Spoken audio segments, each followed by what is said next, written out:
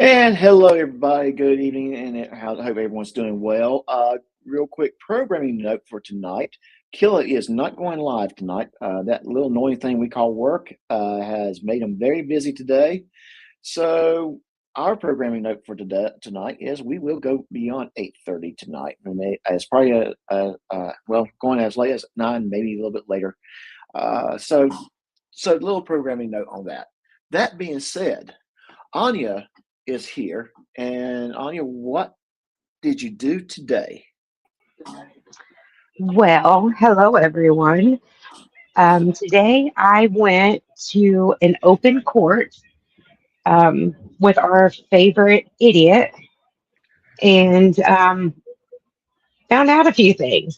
It was kind of interesting. Actually, it was pretty entertaining.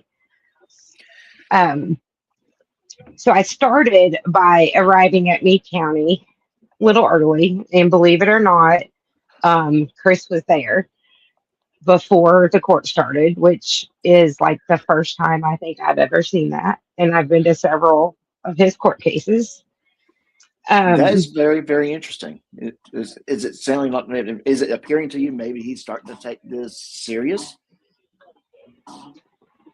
yes, especially after today, after the judge had some words with him today, I think he realizes it is very serious. Okay. He was sweating a little bit. Now, so whenever I first got there, um, I got out of the car, and of course, that John Crotcher, whatever the hell his name is taking a picture of me as I'm walking in, and because he's sitting at Chris's car, like leaning into the window. I thought they were making out whenever I first got there. Um, but I went inside, just sat down, minding my own business, waiting on the court doors to open, and then Dumb and Dumber and Dumbest walked in, sat down on the other side of the room, and Chris couldn't do it. He couldn't just shut his mouth, let me peacefully sit there because I was doing nothing to him. Hmm. Um, he he makes the comment, I know who can't or who's not supposed to be at court today, or who doesn't have court today, and that's Anya Meadows, the fat ass. And I just started laughing. Like, his words really bother me. I'm like, whatever. Sorry, I'm not super skinny for you, idiot. Um, but anyways, then they start. I don't know what they were talking about at first, but then I hear that John guy say she should be at home raising kids, and then he says, "Oh wait, she doesn't have any." And I'm like, "Well, that's weird." I'm like, "Why do you think I don't have kids?" And of course, he didn't answer me. So um, that was, I think, pretty much all that was said outside. Went inside to the courtroom, and actually, let me tell you about that John guy whenever I went to leave. Then I'll tell you about what happened in the courtroom. So I Hmm. went to leave, and John was outside by himself. And I was going to pull out, and I stopped right in front of him, um, like he was on the sidewalk. And I was genuinely asking him, like, why do you think I don't have kids? Because I know he gets told lies, you Right. know? So I was genuinely trying to ask him that question to see what lies they had told him so I could explain myself. Well, I don't know if the man has like amnesia, if it's just because he's getting older. I don't know. He said, "What are you talking about?" And I said, "Well, in there with Chris, you said that I didn't have kids." And I was like, "And I'm raising a teenager right now." And he was like, "What are you talking about? What do you mean?" Like, literally, like he didn't even know that conversation happened. So that was super weird. So him and I had a few words, and then I went on. I'm like, "You're an idiot." He did tell me that he was part of the mafia and the KKK. So I don't know if he was like trying to, intimidate me or what he was trying to do, but that was weird. Um, That so is I just very went on. weird. That is very Yeah. weird. And you're not Hmm. witness to this case at all, are you? No, not at all. Not at Okay. all. Because that could actually be from Um, a witness intimidation too. right, right. Yeah, no, I'm not a witness in it at all. Um, oh, and one more thing that they said while they were inside, I forgot about this, was Chris was like, yeah, her restraining order just ended. And I said, I've never had a restraining order against me, Chris. I don't know what you're talking about. And then I looked at that John guy and I said, look it up on the Indiana website and you will see who is lying to you because I've never had a restraining order. And then Chris goes, backpedals and says, well, her husband had one and she's third party. I'm like, that's not how it works. But I mean, there is a third party, obviously, but Hmm. that doesn't mean that just because my husband has one that I have to obey, what the court order, because my name's not on that court order. So Right. whatever. But he did say that he's putting another restraining order on me and Billy. He's going to try to put another one on us. And I'm like, well, that you can't put another one on me because you've never had one on me. So he said, I will be added, kind of like added to the lawsuit. Now I'm going to be added to the restraining order. So there's that. Right. So then I go in, go into the courtroom, sit down. The prosecutor was running late, and the judge goes ahead and calls the case. Chris was the only one on the docket. He calls the case. Chris goes up there, and the judge says something about the prosecutor not being here. And Chris said, and I'm sorry if, like, I'm going to get kind of around what he said. It might not be exactly word for word. So I don't want anybody to hear it later and be like, that's not what he said. It's going to be kind of similar to what he said because I don't remember every word. So he said something like, maybe they're not coming because my attorney put in for a change. And the judge was like, well, that doesn't mean that the prosecutor can't come. And the prosecutor showed up. He was Yeah. he got stuck on a wreck, in a Right. wreck in traffic. So the judge noted that Clay was not there and that the prosecutor has been in person at every hearing. He Hmm. also said that he does not do criminal court over virtual Zoom. Um, so that's why he's always said for them to be in person. Hmm. The judge did approve Clay withdrawing, even though Clay wasn't there. Right. Um, the judge was not happy today. He let Chris know that he knows what games they were playing with, the delay games that that this case has been going on for like 2 years and nothing has been done with it. And he Right. said, people are getting upset at this court because things aren't getting done. And it's either you don't show up, your attorney doesn't show up, there's always something. Hmm. And Chris said a couple of times, well, I just trusted my lawyer. And he made it out as he doesn't trust Clay or what Clay had done in the past, because Chris is always the victim. Hmm. So the judge he asked Chris if he planned on hiring a lawyer. Chris said yes. The judge asked him where he was in that process, and when Chris found out that Clay was no longer going to be his lawyer, and Chris tried to say, I found out last week when everybody else did. And that judge was like, this was filed in April. So you knew before last week. And, Hmm.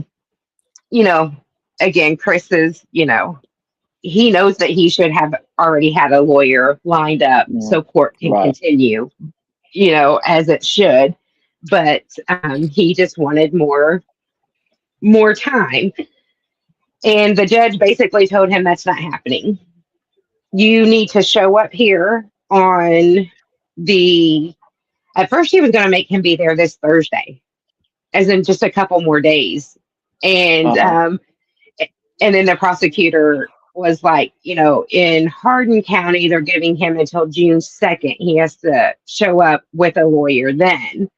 And the Mhm. judge said, okay, so June 4th, you need to be here with a lawyer.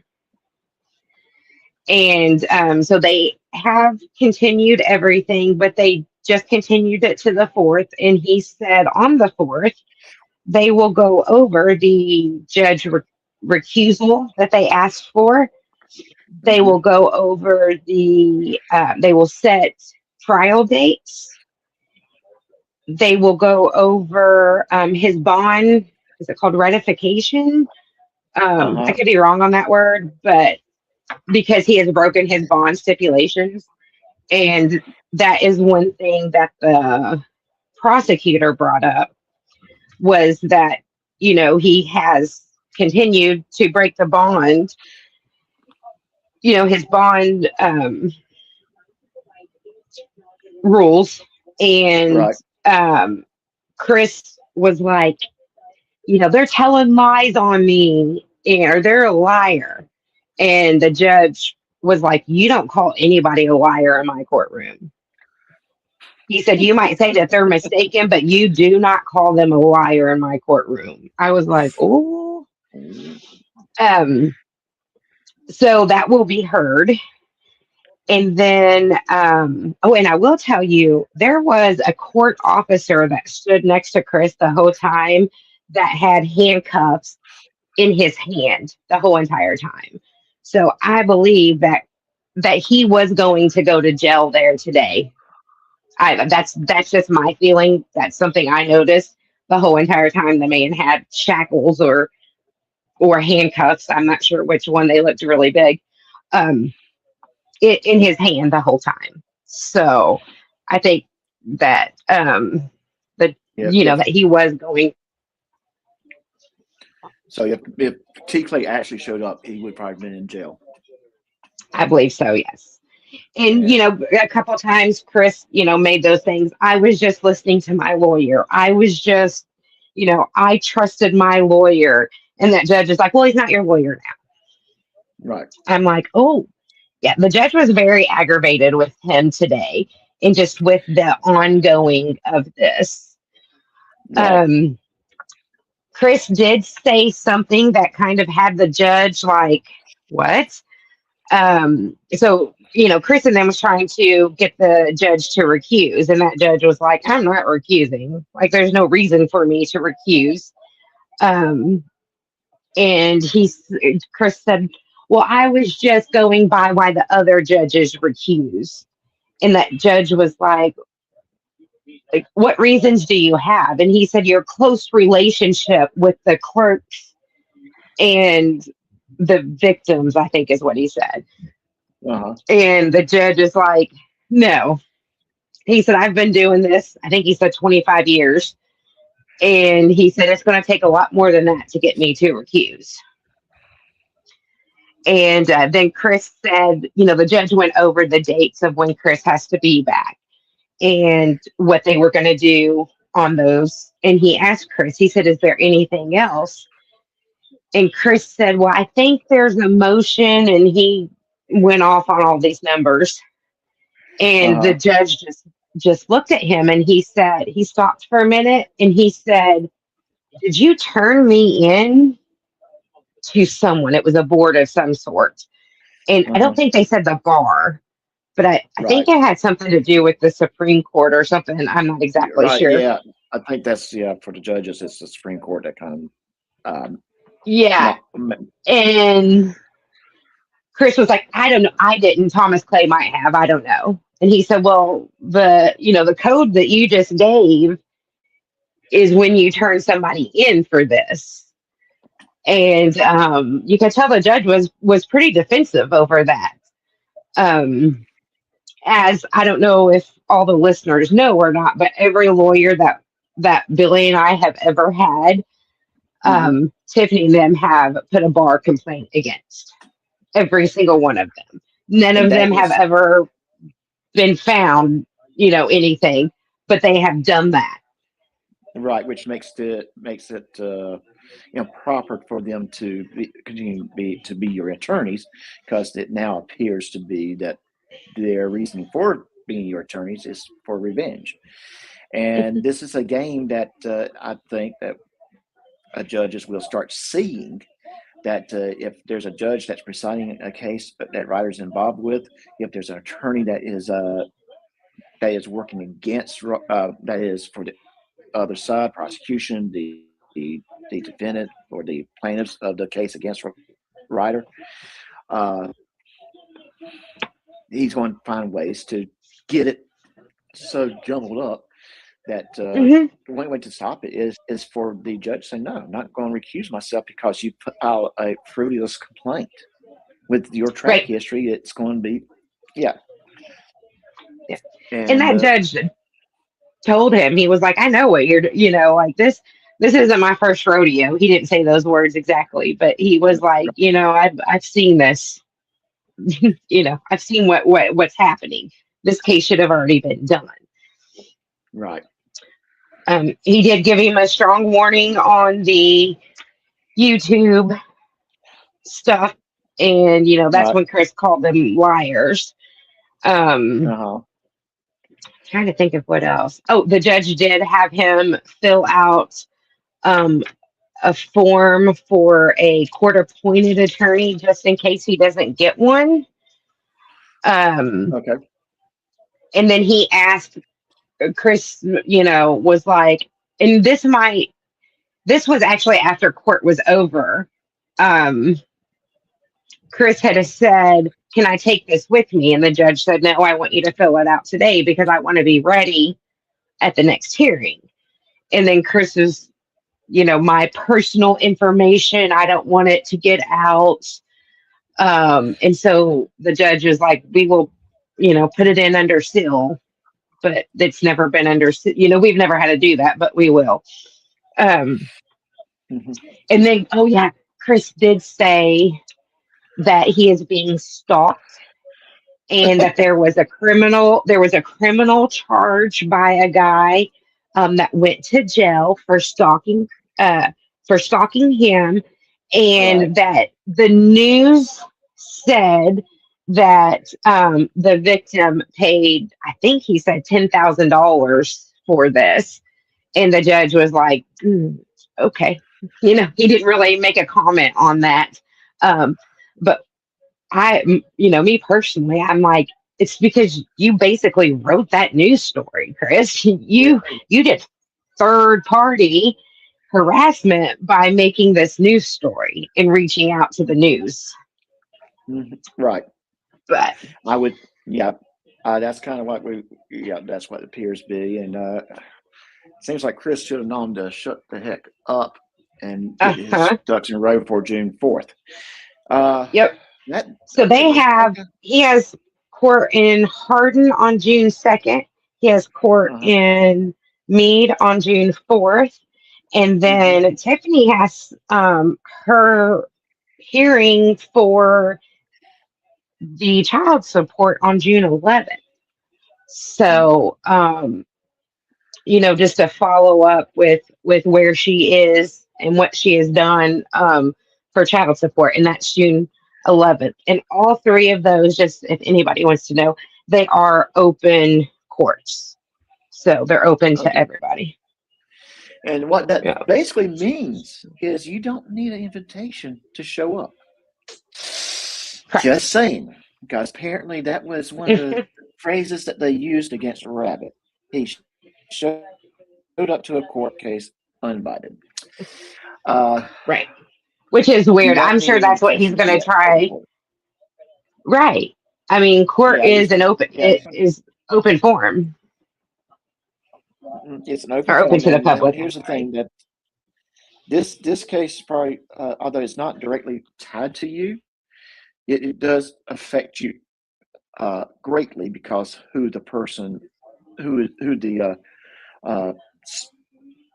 charged person is, and that is Ryder. Absolutely. And his harassment of you and Billy for years. So when it's him approaching you while you're sitting in the courtroom quietly, not engaging with them is a form, in my mind, a form of intimidation. And he cannot sit there and try to say that you are intimidating intimidating him by showing up to court. In fact, many can say that might have witnessed it, that maybe his approaching you was intimidating. So, And I will say, just because of the approaching, I don't want him to say that's not how it happened. He did stay on the other side of the room. He just loudly started talking about me and saying those right. things. So he didn't come close to me. I don't want, I don't want him to say, well, she lied. I didn't Okay. approach her. But he basically Let's made do. first contact with me. You're absolutely right. I just sat there and I have Right. proof of that. I have that. So if he does try to put a restraining order against me, I will definitely be showing a judge, no, he started this whole conflict, not me. Right. And like I said, you have a right to more. I hate to use the word. I hate to use the word more. Right. Hold on 1 second. I'm going to. If you can add to the story, I'll be right back. Okay. So I can't see anybody's comments. So if anybody has questions for me, I'm so sorry. But it was interesting, guys. Like I wanted to chuckle a couple times because that judge was not taking his shit today. And I do believe the fourth will be interesting. Very, very interesting.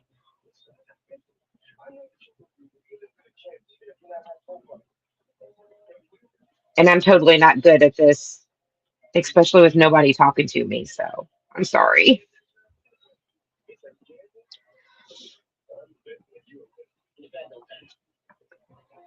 But I think I'm supposed to say, like, shut up, swag, or something like that.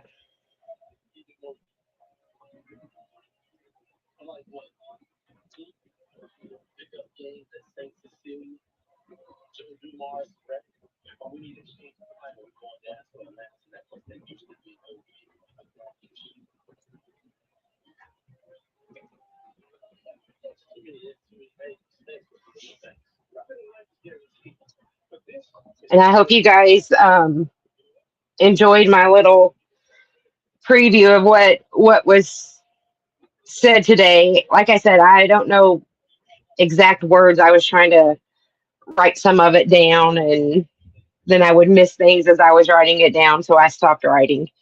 Um, so hopefully you guys get the gist. The judge was not happy, and he has to be back there on the 4th.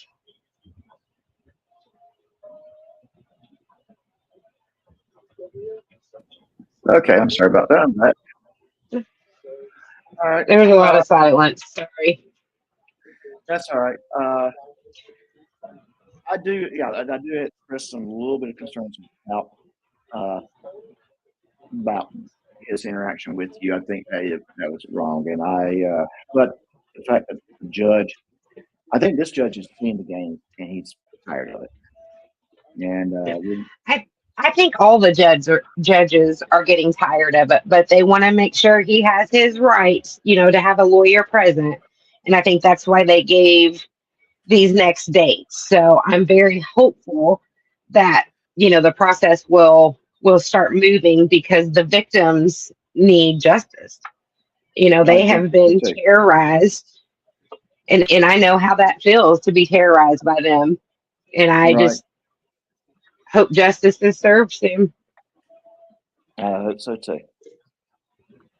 I hope so too. All right. So I think we'll thank you for that. Those news. I know that a certain channel is planning to play the video. Honestly, I don't think the video really is necessary because what you gave us the gist. You gave us what happened. Yeah. And all the video probably would be is 5 minutes of him just getting chewed out. Yeah. And yes. So I'm sure somebody's going to get it, and it's going to be all over the internet's I wish I could get hold of the video myself. It would have been nice, but hey, it is what it is. Right. Absolutely. But thank you very much for having me up and letting me tell, what happened today from my view. Yes, appreciate you coming up. Alrighty. Well, you All have right. a wonderful evening. And everybody out there, like I said, I can't see your chats, but thank you so very much. And you guys all have an awesome evening.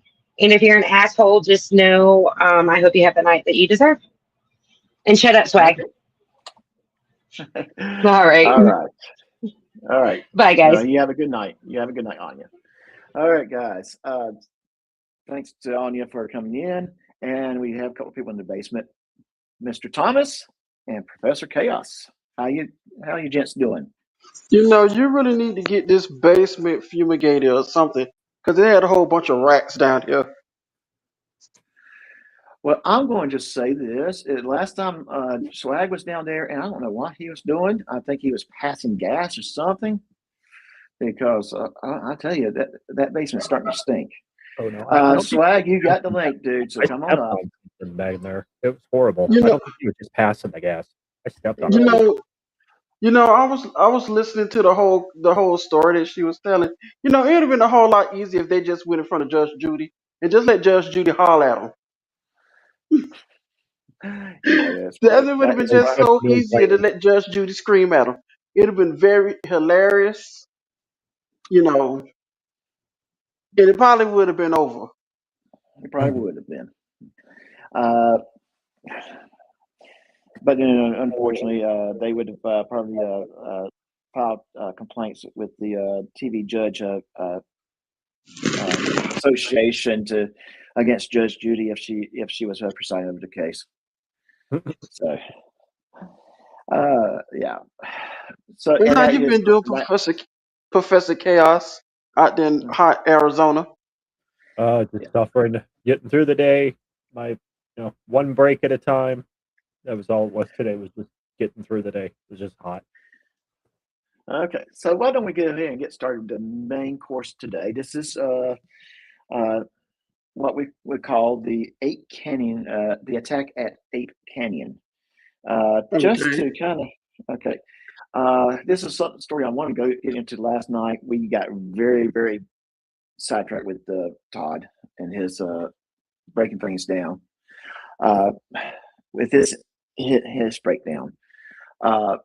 But this is an interesting story for me, and just kind of give a gist of it. So, back in the 1920s, 5 prospectors found a site to mine gold in the St. Helen Mountain in Washington State. Their names were Fred Beck, Marion Smith, Roy Smith, Gabe LaFab, and John Peterson. And some records are indicating they probably were mining there off and on for a couple of years. And on their last trip up there, they had just built a brand new cabin for them to stay in. So their plans obviously is to be in that mine longer, to mine it longer, do more mining activity, and be there for a while. And they, in July of 1924, Marion Smith and Fred Beck went to go get water. As they're going to get water, they noticed something across the lake that they described as furry, stood almost like a man, like about 7 foot tall. Marion took shots at it. They could see wood hitting the tree because it was hiding behind a tree, and whatever it was ran off. That kind of freaked them out. They told the rest of the party what was going on, and it was kind of late in the day, so they decided, okay, in the morning we're just gonna pack up and go. We're just gonna get out of here. That night, around midnight, they were woken up by yelling, rocks being thrown at the cabin. And when I say rocks, I'm not talking about little tiny slingshot type of rocks. We're talking about boulders, big rocks, good and nice and heavy, being thrown at the cabin. Of course, it's causing damage to the cabin. There was even one instance where they actually, whatever was attacking them actually was able to reach its arm in and grab an axe, and they were able to wrestle the axe away from it and put it into a more center of the cabin, away from the edges, as this attack was going on. When the attack was over, and the very next morning, they just booked. They got out of there. They left. You mean they stayed there? Huh? They stayed there. They stayed there till the morning, and they got out. They didn't bother packing their gear. They did not bother. They did not bother putting their stuff away. They didn't bother. They just got what they needed to get the heck out, and they got out. So that would probably be like guns, food and water, just enough to get them to the safety, and just got away as quickly as possible, leaving everything else behind, including their mining tools. Later, they did come across a ranger station, told the rangers what happened. A few days later, a couple of them returned with the ranger, showed that they did see some damage, that the cabin was damaged. Now, this story is kind of weird. It's kind of scary in one way, but it's down to, did it really happen or not? And I'm going to be honest with you guys. I don't know if the actual attack happened the way they described it, but something definitely had to happen. And let's just kind of look at the facts and logic behind it. If they were not planning to come back to that site, why would they build a cabin? They were planning to be at that site for a while, and probably come back to it many times. Well, my question is, why didn't they? If they was attacked the first time, why didn't they just leave? You don't stay nowhere after you attack. You don't stay nowhere overnight. There was not an attack. What happened was they saw something and they shot at it. They thought they were safe because it ran off, and they decided, we'll leave in the morning. Now you have to realize this is out in the mountains, and if it was getting ready to get dark soon, you're not going to go traipsing through the woods in the mountains when it's dark. This is 1924 too, so you're going to stay put in your cabin. It's the safest place to be. Well, I don't know now. You do have some people that's kind of bold enough to go back into the mountains and into the woods. Well, back then, late at night. Sorry, I had to step away for a moment. My son had an accident. Sorry. Poo-poo absent or like owie. Number one, he has a problem with not stopping the game and pausing and not even going potty. So he lost the game the rest of the week. Okay. Professor KLC, you may have to stop putting gin in his bottle. Yeah. But gin and juice. Laid back. Okay, so gin and juice. Robert. Yes, sir. Yes, sir. Like I said, the first part of that incident was not an actual attack. It was they came across something, they shot at it, it ran off.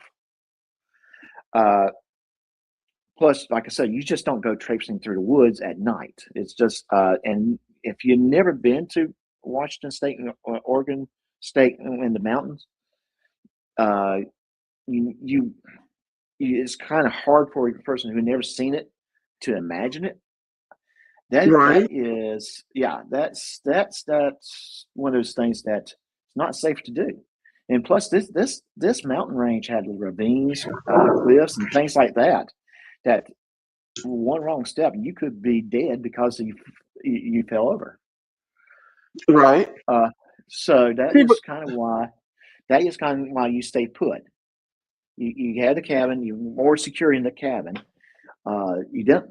I mean, if there was something out there, there's no known creatures. There's no known creatures out there that could hurt you. See, but See, what the thing is though, you just said that whatever it was throwing like huge boulder-like rocks that are like he was He-Man throwing bricks at people. Yes, If but you, I'm talking. if Okay, but if okay. You're assuming that they knew that about these creatures. That no, I'm not saying were that they being knew attacked, about it. I'm not saying that they knew but about it. I'm just going by the but they story that he did. was telling. Yeah, You but they they seen this did.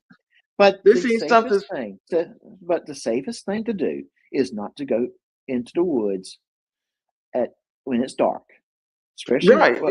especially the mountains when it's got cliffs and cliffhangers and that kind of thing.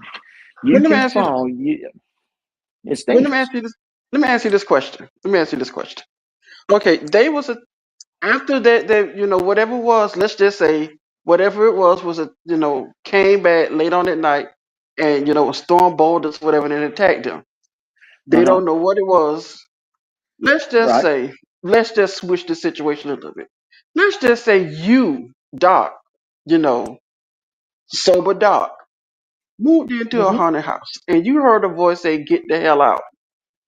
Are you staying there or are you gonna risk? Okay. Okay. Are you See, staying? Are you you're leaving or are comparing you gonna stay apples. there? You're comparing apples to oranges. Can it be Okay. grapes to stay? The thing that you got to realize, the danger was not in the cabin; it was outside the cabin.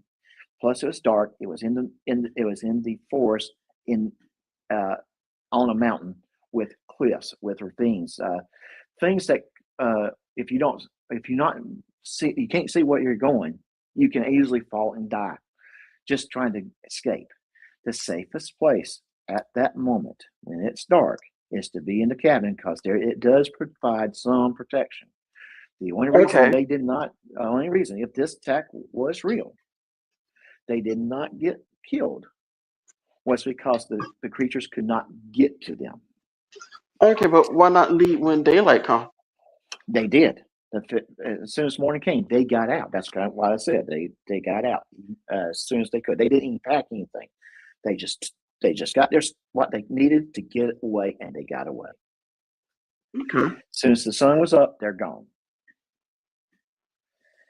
So they just could not leave at that moment when they took the shots at the first creature because it was Don't you getting to think? be dark soon. Don't you think that may have started it right there when they shot at the creature and maybe the creature That is what the maybe story implies. That was what the story implies. That I mean when one of the men took a shot at the creature, that it alienated the others. I mean, the maybe whatever the creature, the Bigfoot, the Yeti, whatever, was just observing them, seeing was there any danger. But as soon as Right. who was it? The lady pulled her gun out and fired at it. Oh, it was Well, it game was on. not like it was 5 men. It was 5 men. Okay, 5 men Okay. that pulled their pew pews out and fired at them. Then it was game Oh, on. yeah, we're not even going to argue that. I do believe that that is very possible. That once the shots were fired, that is what triggered the whole thing. Uh, but uh, but that's we have no way of knowing for sure. Okay, Right. and let's keep in mind we are not 100% certain that the story that they describe is the story that actually occurred. Uh, I do like, man. That's kind of goes back to what I'm talking about here. We what what uh, what would make men that their mind was producing. It was producing a lot of gold. What would lead them to abandon the cabin that they just built? This is a brand new built cabin. This is not a cabin that they had for 2 or 3 years and then suddenly they left it, which Mhm. indicates to me they're planning to be at this mine for a while. They're planning to come back to this mine for a while. They didn't just stay there and prospect. They would prospect for a little period of time because initially they were intense and that kind of thing. They would prospect a little bit and then bring back their loot, uh, stay home for a little bit, and then come back. And then Right. they built themselves a cabin as they were doing prospect because now they're playing. Okay, we'll prospect longer, bring the loot down, and come back more often. Uh, And suddenly, the first time that they're using the cabin, they're coming back early and they're not going back, which indicates to me something definitely did happen. But what was it? What really happened?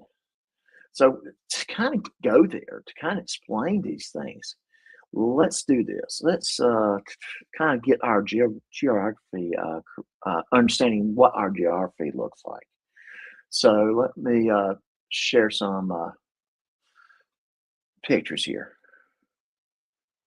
All right, let's see if I can maximize this a little bit better so everyone can see it, and zoom in some more. Can I zoom in?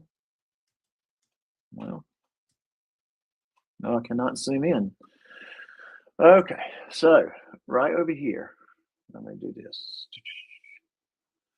Right here, down here is Ape Canyon. Now, that's And where this, my magnifying glasses is Ape Canyon. and this This is in here is Washington Spirit. State. This is Washington State. This here is Spirit Lake. I want you also to note that there's a Boy Scout camp right here. Okay, that's important. Ape Canyon down here, Boy Scout camp right here, Spirit Lake. One of these stories that came out that might have been people that thought it was hoax, honestly thought that the Boy Scout camp right here, and of course you can see there's a YMCA camp right there too, but the Boy Scout camp right here is Boy Scouts from that camp showed up and harassed them. Now that camp is like 25 miles from Ape Canyon. Ape Canyon is not easy to get to, so very difficult for 25-year-olds to for those kids to get to it. Guys, I'm going to step away for a moment. I'm going to play some music, and I'll be right back. Okay.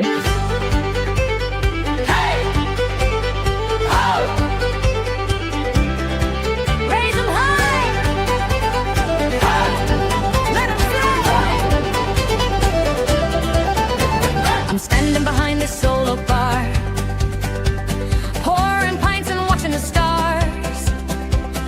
Fiddles playing and the fire's bright, and Doc's got the whole place laughing tonight. Boots are stomping on the wooden floor. The door swings wide and in come more, and every soul with a glass in hand is singing loud with a merry band.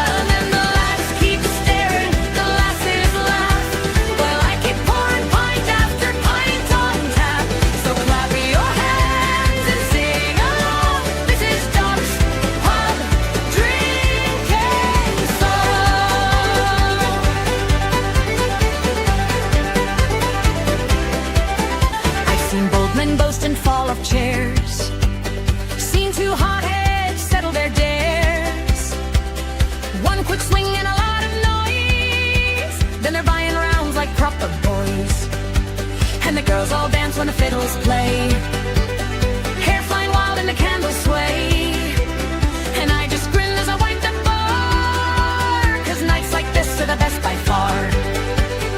Hey, ho, raise 'em high, let 'em flow. Now troubles don't walk through my door, they're left outside on the tavern floor. For laughter's loud and the hearts are free, that's the way a good night ought to be. And Doc just smiles and lifts his glass, saying these are the nights that always last.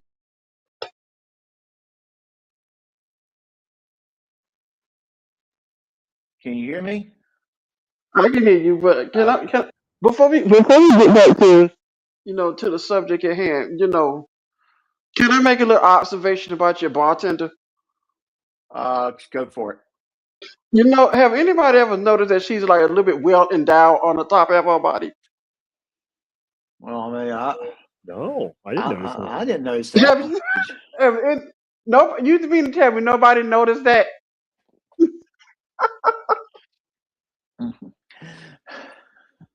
I didn't notice that. Okay. I All mean, right. you couldn't help but see that. It's just in your face. Well, I mean, hey, you know, that's up to. I mean, if that's what you notice, so that's what you notice. Okay, so as I was saying before, you know, I do apologize. I had to jump up as quickly as possible uh, to do I something was real just quick. saying. Yeah. So Ape Canyon is right here. If you can see my cursor, Boy Scout camp right here.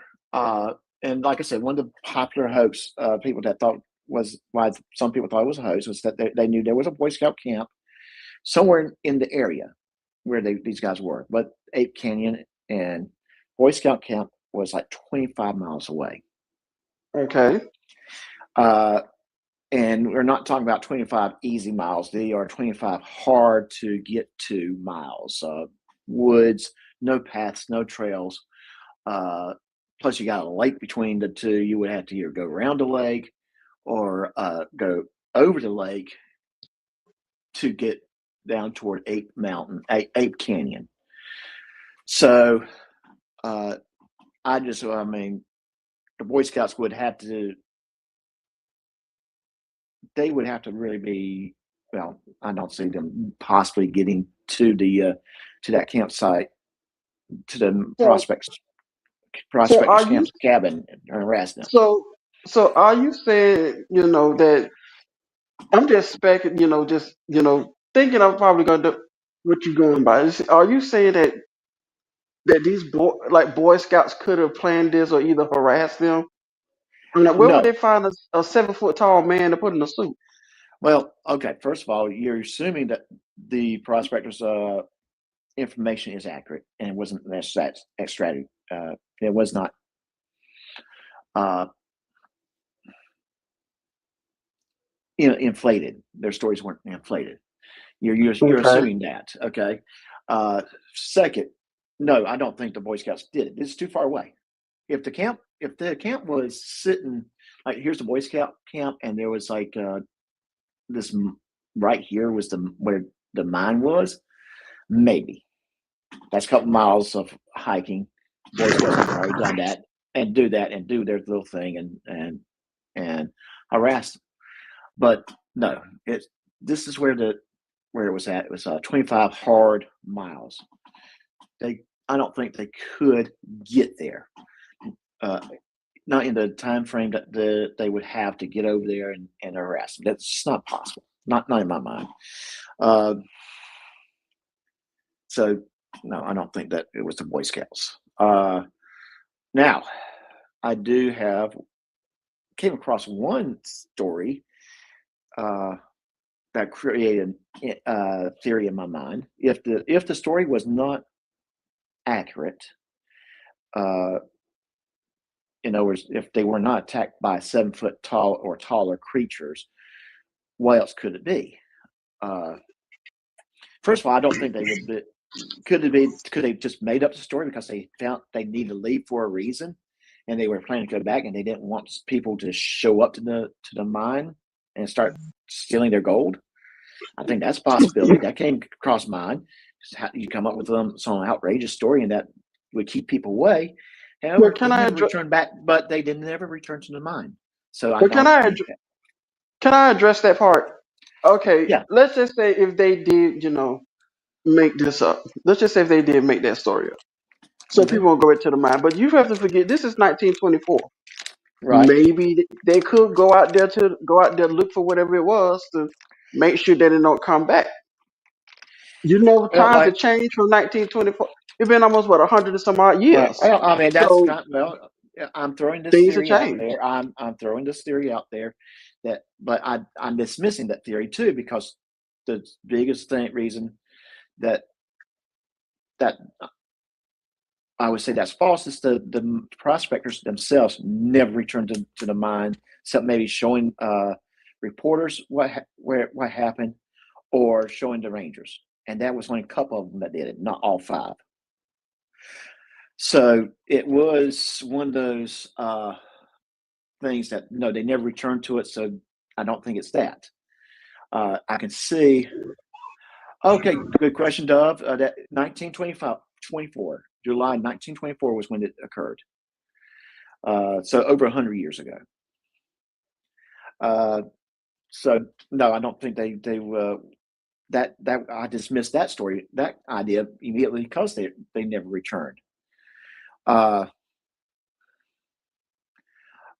Another idea that came to my mind was, and this one is very interesting because never heard this theory, but this is something I came up with in my mind.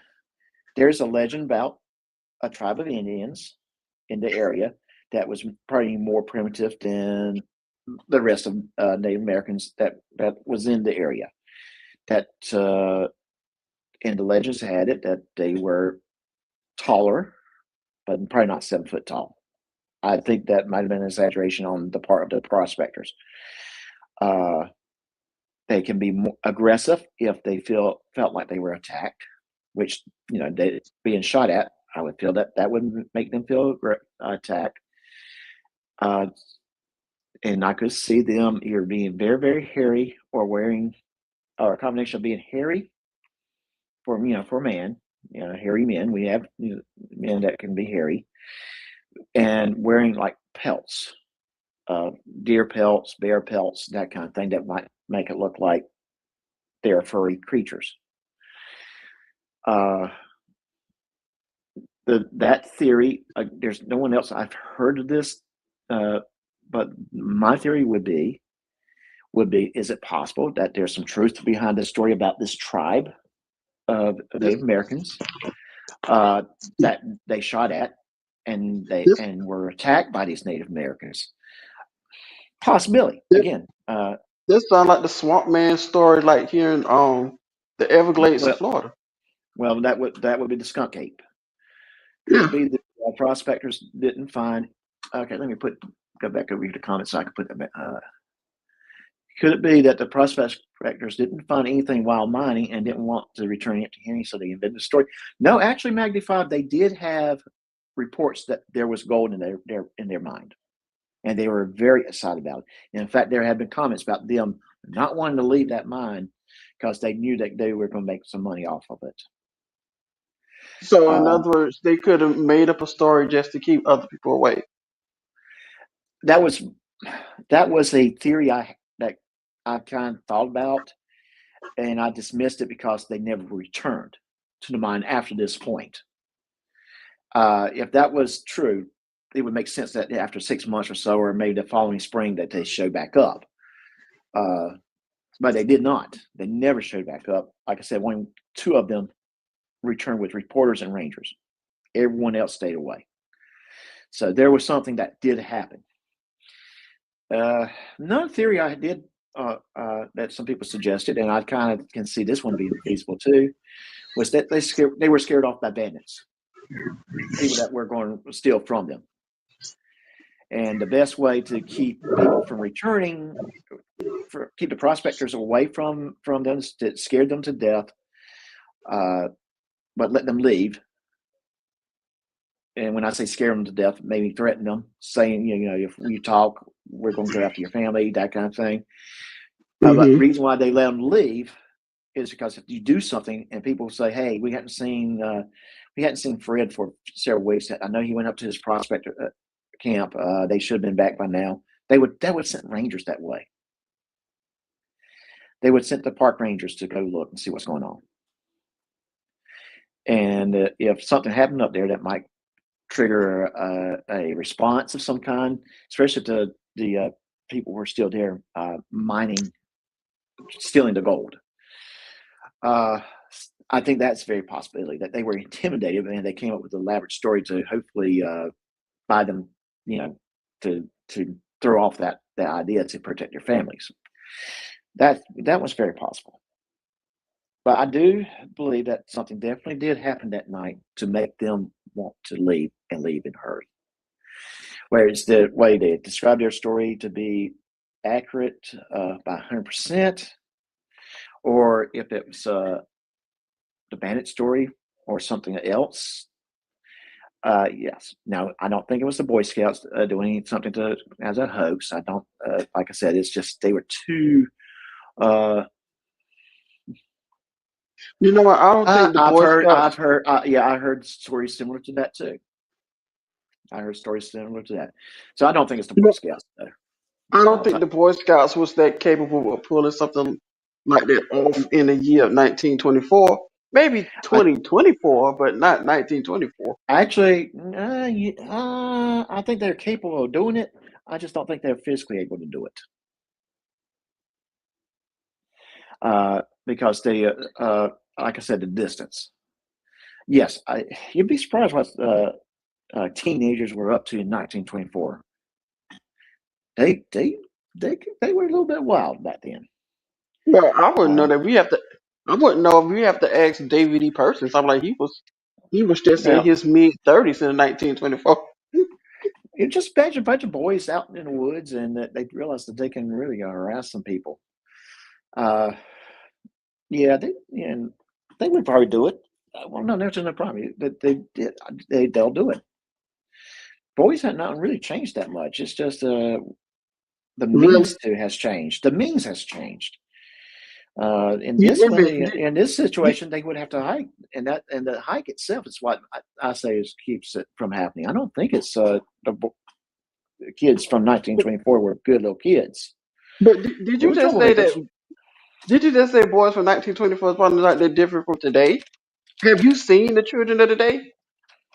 I'm just saying that you put a child of today, and they would get into similar trouble of the of a kid from 1924. The difference is technology has changed. I just think that yes, the kids today you hear more about the trouble because of technology. And I think there's a lot of changes today because of that. But we're not talking about kids living on the street. We are talking about kids at a camp that might have been looking for mischief. And no, if Boy Scouts were going to do something mischievous, they would go to the YMCA camp that's over next to them and harass those folks. And there's also a mine that's closer called Sweden Mine that they could probably harass those folks. And there's another mine that was closer called Lane Mine that they could harass. So all those, and then there's a church camp over off the lake. They could have taken a boat and go over there and harass them. Too many targets very, very close to their Boy Scout camp where they could do that. And that's probably where some of that theory came from because they did it to the other camps. But Ape Canyon, again, Ape Canyon's right here. So along this canyon right here, where my cursor's at, is where that camp was set up. And here's the Boy Scout camp right up here, right off Spirit Lake. And again, I'm stressing where my cursor's at. You can see my cursor, right? Just Yeah. a There's little, but not much. I can yeah. see it Okay. now So when you move it. yeah. So right here is the Boy Scout camp. Down here is Ape Canyon. And again, people were saying it's 25 miles straight shot. And if you're in the woods, you're not going straight shot. You're going around things and that kind of stuff. So it's probably actually longer than that to get to it from the Boy Scout camp. Keep in mind, they So, also, unless they got a boat, they would have to go around one way or so what? another to So, get there. so, so what is it like today? Is it still, right now? Is it easier to get to that campsite from where the Boy Scouts was, or is it, Well, harder? first of all, that Ape Canyon, things have changed to Mount St. Helens. Let me show you what I'm talking about. This is a let me share this tab. So this is a pre-1980 picture of Mount St. Helena. In 1980, there was an eruption at Mount St. Helena. For the longest time, it was a dormant volcano. Many people didn't realize it was a volcano. This is what it looks like today. Okay. Oh, I'm sorry. This is what it looks like today. It looked sort of almost. It looked like two volcanoes now. Basically, the top's gone. This is the way it looks like today, and this is the way it looked before 1980. You can see that there's a point here. Yeah, I see the And point. yeah, and here, gone, just gone because of the eruption. Yeah. How long did it erupt in 1980? I didn't go into that far into details because of just because I was focusing on the story, but I think that was kind of one of those things that kind of let me point out. The mountain has changed since 1924. And the mountains changed so much that although some people have actually found where that mine was, the cabin, of course, has been long gone since then. All physical evidence is long gone. They have found some of the tools since then. So there was a prospector mine. There was a cabin. What happened that night? Only those men. There's the men's stories matched. There wasn't any variation. It was one of those stories that if they made it up, why did they make it up? Or if it wasn't made up, could it have been something else? In fact, in 1967, if I remember correctly, this gentleman right here, his name's Fred Beck. I can't see him. Yeah, sorry. Let me see if I can zoom in on this picture. No, I cannot. It's very. That's about circa mid 1960s. That's roughly when he's around 80. Okay, I can see him. I made my screen large. Yeah, I can see him now. Yeah. Yeah. Yeah. So circa 19. So he's around 80 years old, older. He wrote a 22-page pamphlet or little booklet about what happened. Now, Fred Beck was an interesting character in himself because they describe him as a spiritualist. He actually thought maybe the creatures that attacked him may not necessarily have been of this earth, in a sense that they came from another dimension, which is kind of an interesting thing from someone that might have been around in 1924, excuse me. And if you really think about this is a guy that if you heard some of the way he described things, you did question his grasp to reality. They said that part one of the stories that's out there was how they found that particular spot, and the way they described it sounded like a spirit guide took Fred Beck to it by following an arrow. A spirit guide told him, follow. There will be an arrow. Follow the arrow. You get to your gold, but it's not your gold. Wait a minute. Yeah. So the spirit guide told him to follow the arrow to the goal, but it's not your goal. Yeah, the gold does not belong to you.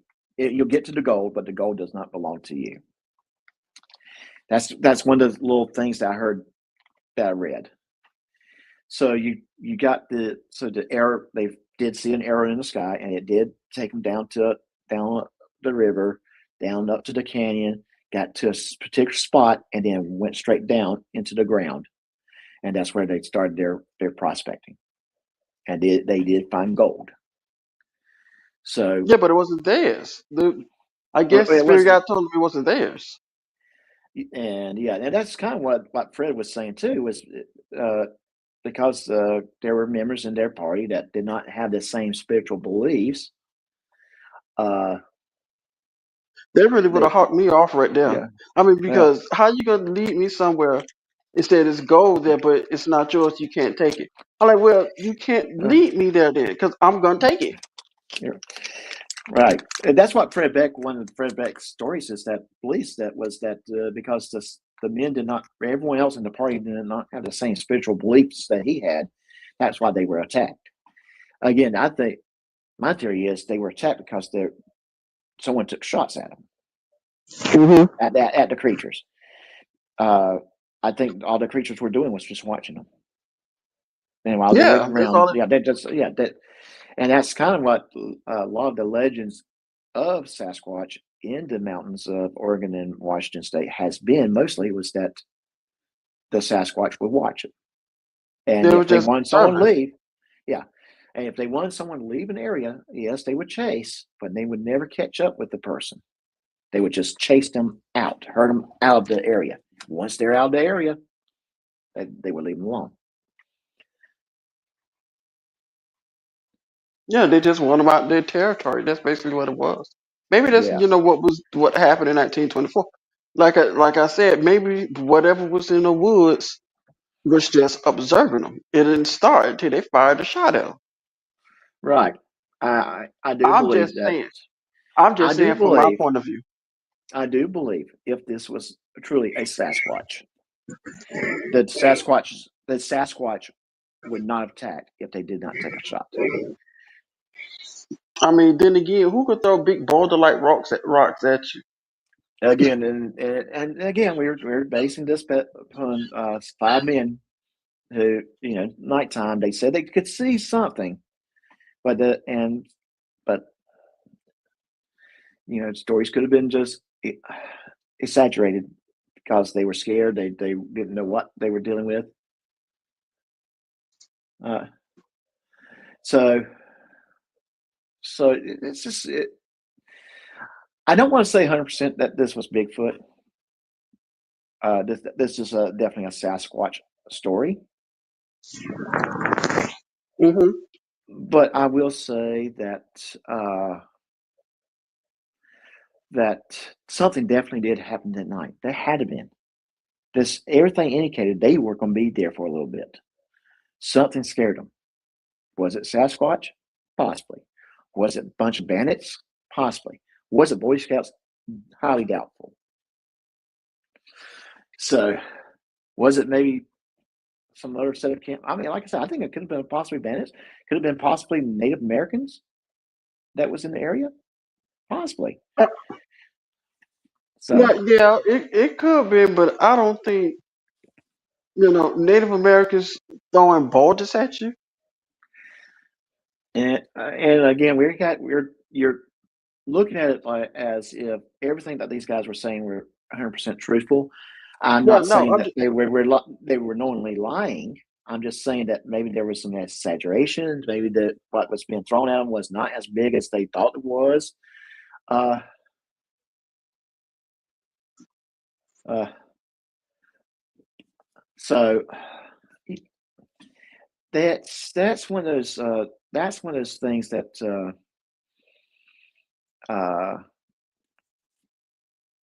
again, if you take the story as it's told, then it's Sasquatch. If you take the story and say, okay, are there elements of the story that could be exaggerated upon? Yes. So it could have been Sasquatch, or it could have been something else. Could have been the Boy Scouts, as I said before. Highly, highly doubtful. well, yeah, Yeah. So it's highly doubtful. But like I said, I don't think during mhm. 1924 the Boy Scouts was able to pull something like that off. I don't think people was able to think think like that, especially young teenagers of not Right. 1924. 2024, yes, but not 1924. Oh, I'm telling you, if they were closer, I would say that would have been a very possible theory. They were not close enough because yeah, Yeah, that's 24 miles. I don't think they're gonna walk 24 miles just to do something like that. no, no. Well, I'm kind of curious. In the 14, what kind of policy violations are we talking about here? So yeah, I don't think it is. Yeah, it's the distance. It's the distance, and we're not. And they would have to walk there. Uh, Now, yes, in 2024, if there was a path that they could get in a car and drive it, yeah, okay, I wouldn't argue that. Well, 1924, yeah, they would not have a car. They would not have a car. They would have to hike it. Yes, cars were around back in 1924, but teenagers would not have it at a camp. And plus, roads were non-existent. well, you have to realize this was a mountain, so a lot of people, you know, they probably had their stuff on back of jackasses Yeah, going well, up the yeah, mountain. that was probably what the prospectors did. They carried a lot of their stuff on their backs and on a couple jackasses. So, yeah. I mean, I'm just saying. That's just from the story that you told, what you just told us. That's just what my point of view is. I'm like, Okay, it there's looks a like lot. There's a lot of things that could have happened. ooh, really, really twiggy. Interesting. Very, very interesting. GS was shut down. I wonder why. I wonder why. We won't never know why unless he tells us. Because if he got shut down, he would have got an email from YouTube. Or maybe Interesting. he did something. Maybe he did something stupid against YouTube's terms and policies. That's why, yeah, I was kind of looking at the banter a little bit, and I saw someone saying something about policy violation. I'm like, what? Let's talk about Bigfoot's a policy violation? What? No, Yeah, yeah, I didn't know that. yeah. Well, it Talking wasn't a about, policy violation. Yeah, I don't think it was a policy violation from did we lose Professor Chaos? us. He's been kind of quiet. No, Uh, I've been here. I've been listening. Professor Chaos is getting interested. Yeah. I don't know. There's He We don't probably have busy that kind taking of thing his. up in Arizona. We got some forests. I grew up in a national forest myself. I grew up in the Coronado National Forest. uh-huh. Basically, my family actually built the campgrounds up there on the mountain when it was turned over by the mining company back in the Right. early 80s or so. So I mean, I grew up in the woods listening to sounds, and like I heard a few anomalies, sure, but they, usually I was able to hike there the next day and see, okay, well, it looks like this boulder came loose, or the things that Well, I experienced, I was able to easily debunk and explain. I don't know if well, Bigfoot gets around Arizona. Might be too hot for well, me. well, the part of the country that you in, y'all must have deal with what chupacabras and skinwalkers. Yes, you gotta watch out for things that don't appear as they are. There are a few times where it's like people have seen. You may have seen a few videos online that some people. I don't know if one or two of them are fake, but one of them looks pretty real. Where it's the guy. He tells his dog to sit down. The dog looks at him and all of a sudden sits down. He's like, "That dog has never listened to me a day in his life. Like, what is going on?"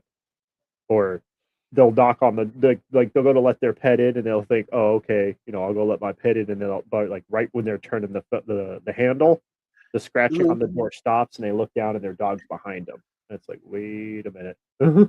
But yes, Yeah, you gotta watch. that's kind of you know eerie. Well, I do have a respect for it. I was raised part Cherokee. I am 1/32 Cherokee Indian, so I do have a respect for the woods and the nature. So you don't go out at certain times, you don't do certain things, you don't run off Right. into the woods. It's just Right. rules that carry over, even if it's not necessarily Bigfoot, Sasquatch, Yeti, Yahweh. Whoever it is out there. The skunk ape, which a lot of people argue are the similar like offshoots of the same. I Of would the say same. so too. I would say that they are the same thing. It's just that the different region has a different name for them. That's it. And you know what?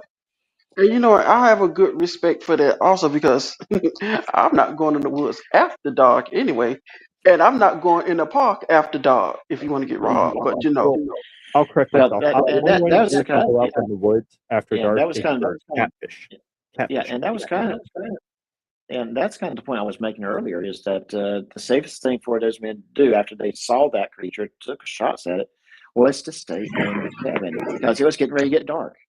They would be more exposed in the dark if they were trying to walk their way back down.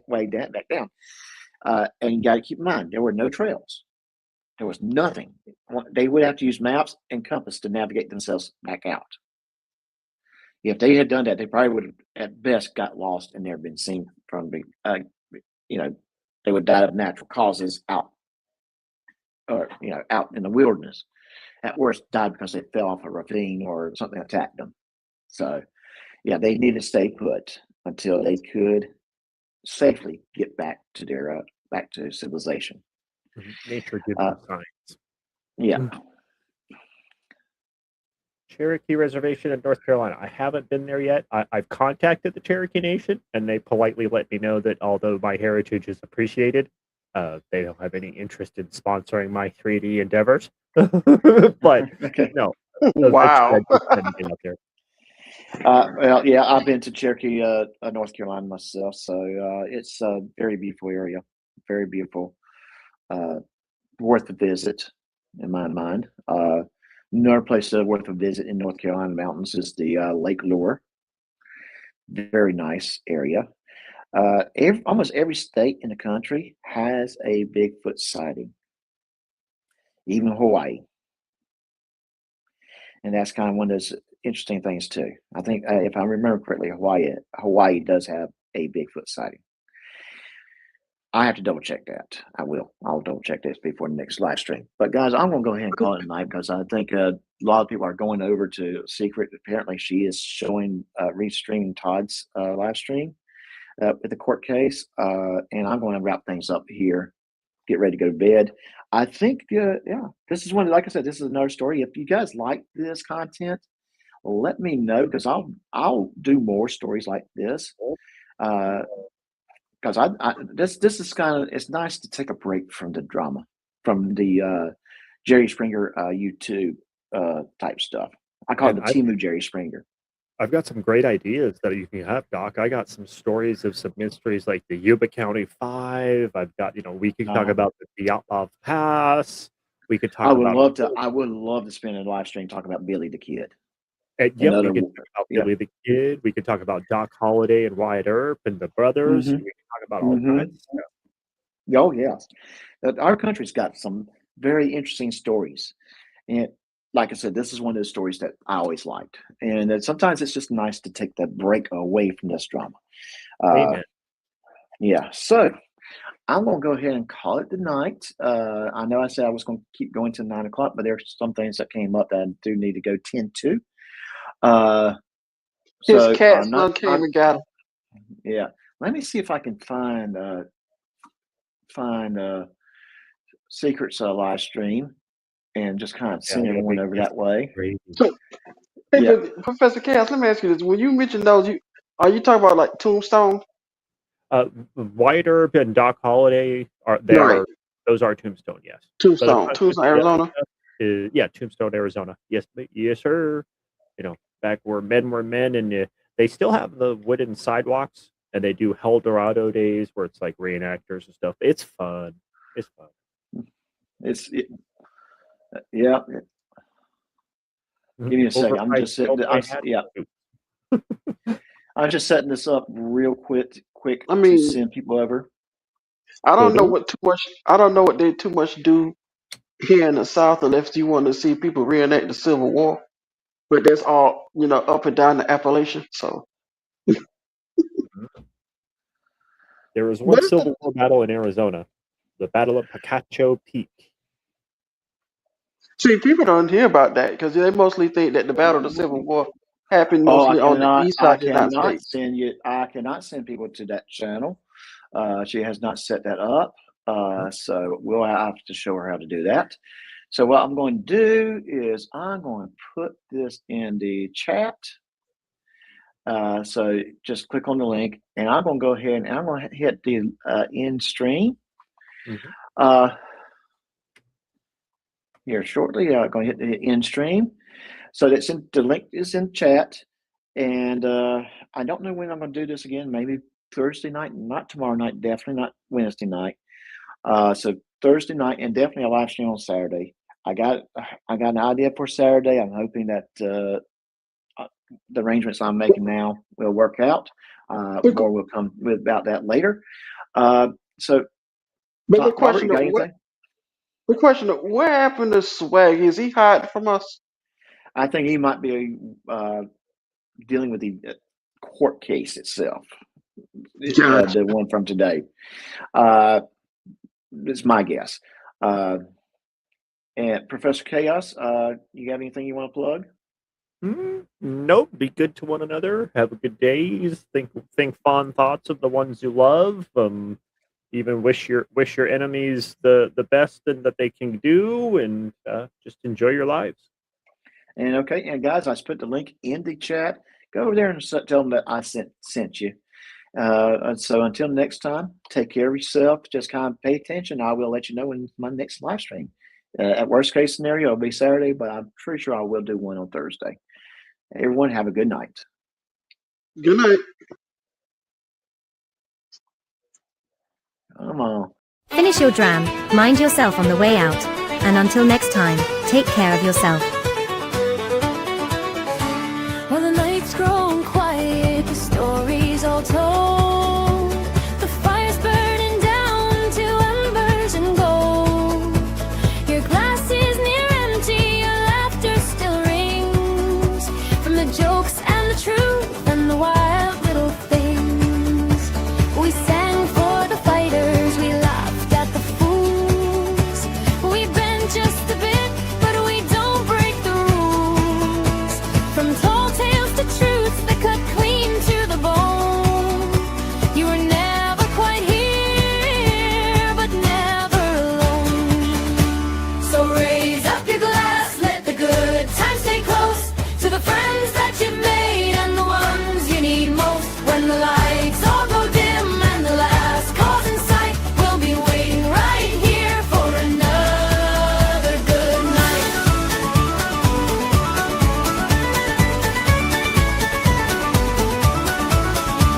Now Doc's told his stories, the truth's had its say, and the world can go spin just a little its way. From madness to meaning, from chaos to cheer, there's always a seed and a story right here. So wherever you wander, wherever you roam, may you find a good fire and call it your home. And remember these words as you walk out the door. Until next time, take care of yourself. So raise up your glass, don't be facing the night with a heart that's too heavy or dimming your light. 'Cause the stories ain't over, they're just getting rest, and the next one might just be the bar.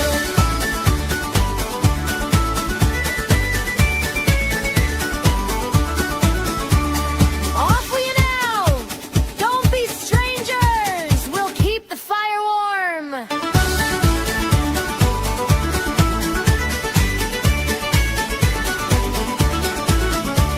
So raise up your glass, let the good times stay close to the friends that you've made and the ones you need most. When the lights all go dim and the last call's in sight, we'll be waiting right here for another night.